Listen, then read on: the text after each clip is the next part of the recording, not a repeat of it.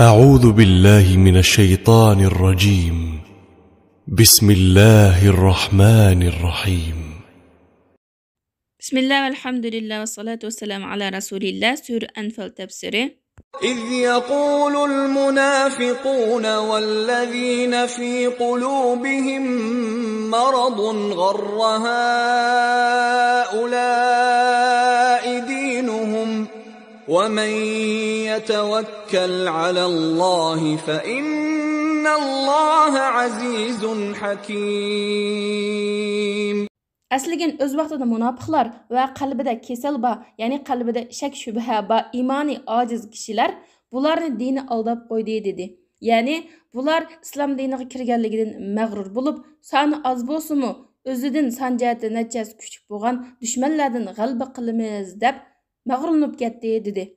İmam Faxrur Razi munofiqlar Madinaliklardan Avs va Xazraj qabilasidan bo'lgan munofiqlar va qalbida kesel bor kishilar bo'lsa, Qurayshliklardan iymon etgan, ammo hijrat qilmagan iymon ojiz kishilar degan. Bu oyatda Alloh subhanahu va taolo musulmonlarning mushriklardan boshqa yana munofiq dushmanlarning borligini, uningdan boshqa yana har vaqt musulmonlar orasiga fitna tashlashga urinadigan iymoni ojiz, qalbida shak shubha bor kishilarning ham borligini bizga bayon qilib berdi.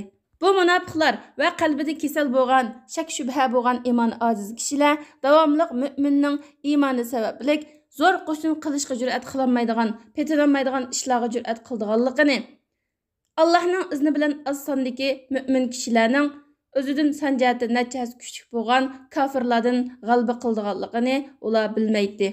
Kimki Alloh taologa tavakkul qiladi ekan, Alloh taoloni hech kim yengolmaydi. Alloh kuchlikdir.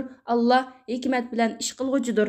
Buningga o'xshagan munofiqlar va qalbida shak shubha bor bo'lgan iymoni ojiz kishilar har zamon, har makon oramizda bor. Ular songa qaraydi, ishlarni moddiy jihatdan faraz qildi, moddiy jihatdan o'lchaydi.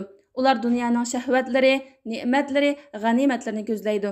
Agar ularga bir narsa berilsa, rozi bo'ladi, bir narsaga erishamasa, u chaqda ular darg'azab bo'ladi. Ammo haqiqiy mu'min Allohning diniga yordam beradi. U mayli bu dunyoda bir narsaga erishsin yoki erishmasin parvo qilmaydi. Uning ko'zlaydigani ikki yaxshilikning biri, ya'ni g'ozi bo'lish, g'alaba qilish yoki Alloh yo'lida shahid bo'lish. İlgirki ayette Allah subhanahu wa ta'ala kafirlarning Badr g'azosiga chiqishdan ilgirki akavurliqlarini, takabburliqlarini bayon qilgan bo'lsa, bu ayette munofiqlarning va qalbida shak shubha bor kishilarning qanday fitna ig'vo terayotganligini bizga bayon qilib berdi.